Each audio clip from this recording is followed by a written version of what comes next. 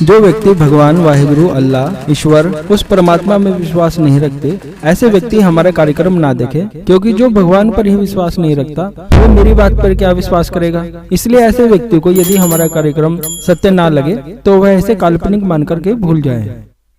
आज की जानकारी हमारी माताएं बहनों के लिए अत्यंत ही महत्वपूर्ण है, क्योंकि वह जब भी किसी शादी समारोह या बाजार मार्केट में जाती हैं और अपने बाल खुले रखती हैं तो देखने में यह आता है, बहुत सी महिलाओं को, युवतियों को सिर में दर्द हो जाता है, आंखें लाल हो जाती हैं, भारीपन हो जाता है और वह सोचते हैं कि उनकी नजर लग गई है या किसी भी प्रकार की उनकी तबीयत खराब हो जाती है। तो हम यहाँ एक छोटी सी बात यहाँ पर जान लेते हैं। कभी कभी किसी चौराहे पर या दोपहर के समय या एकांत सड़क पर या किसी ऐसे वृक्ष पर किसी अदृश्य शक्ति का निवास होता है या कोई गंदी तांत्रिक क्रिया, कोई उतारा जादू टोना वहां पर करके रख दिया जाता है।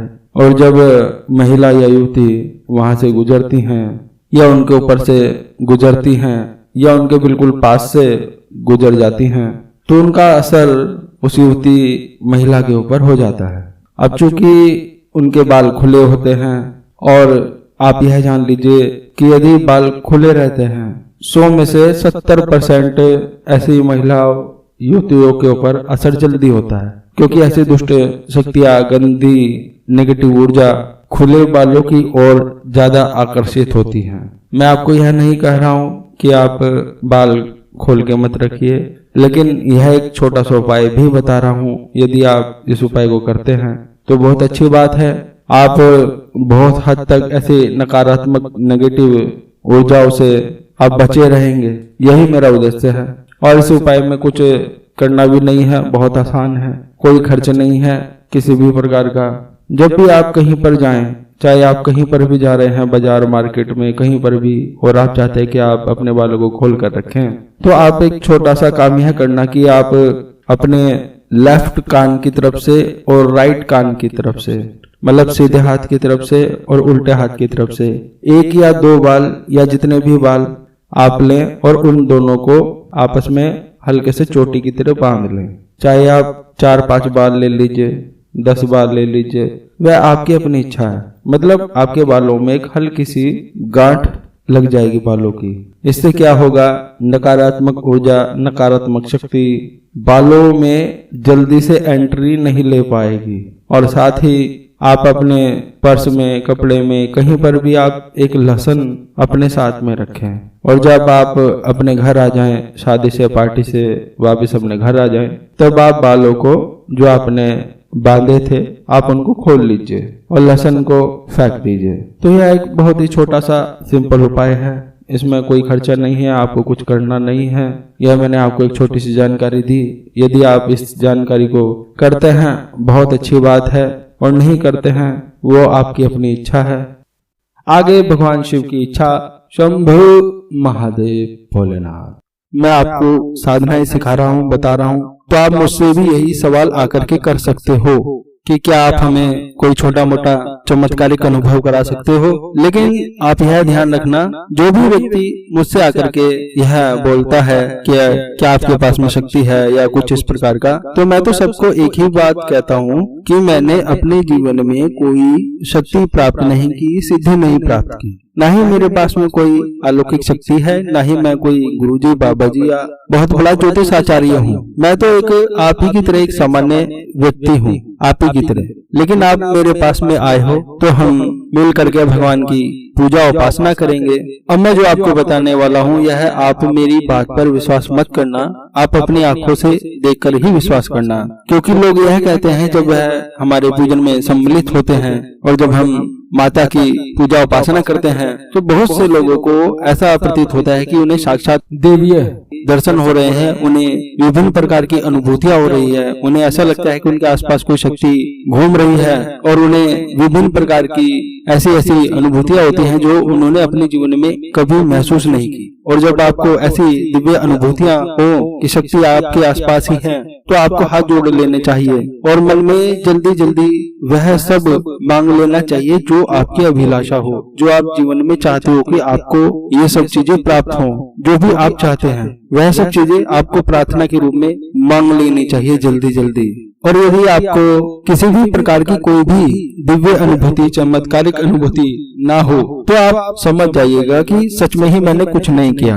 और जब मैंने कुछ नहीं किया तो फिर मेरे बताए प्रयोग को करने से क्या लाभ है, मेरी बताई साधना को करने से क्या लाभ है, मेरी किसी भी बातों को बताने का क्या लाभ है, उसे आप बिल्कुल मत करिएगा। लेकिन मैं फिर भी आपको यही कहूंगा कि यदि आपको कोई भी दिव्य अनुभूति हो, कोई चमत्कारिक शक्ति के दर्शन हो, तो इसका ज्ञान मुझे नहीं है। मुझे नहीं पता आपको कैसे दर्शन हो रहे हैं, कैसे अनुभूतियां हो रही हैं। मैं तो एक सामान्य आदमी हूँ। यदि आपको शक्तियां दर्शन दे रही हैं, तो इसका अर्थ यह है कि आप एक अच्छे आदमी हो, अच्छे इंसान हो, आपकी आत्मा शुद्ध है, सात्विक है, आप एक सच्चे मनुष्य हो। ये हो सकता है क्योंकि जब गुरु परंपरा के अंतर्गत व्यक्ति साधना को सीखता है तो उसके पूज्य गुरुदेव उसे यही निर्देश देते हैं कि आपको कभी भी अपने मुख से यह नहीं बोलना है कि आपके पास में शक्ति है, सिद्धि है, आपने उच्च कोटि की शक्तियां प्राप्त की है। ऐसा कभी नहीं बोलना चाहिए। इससे अहंकार का भाव उत्पन्न होता है और उसी से ही पतन हो जाता है। और आपको मालूम है अहंकार तो रावण का भी नहीं रहा, तो हम तो कुछ है भी नहीं अभी।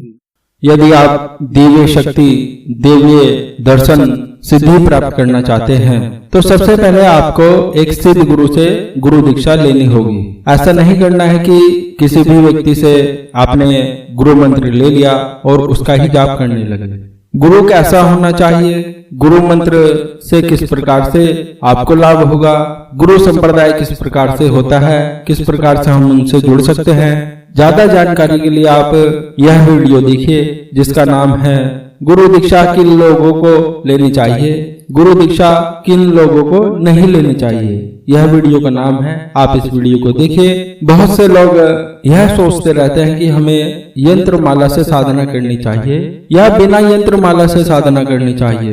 तो इसके लिए भी मैंने एक वीडियो बनाई है जिससे कि आपको ज्यादा जानकारी मिले।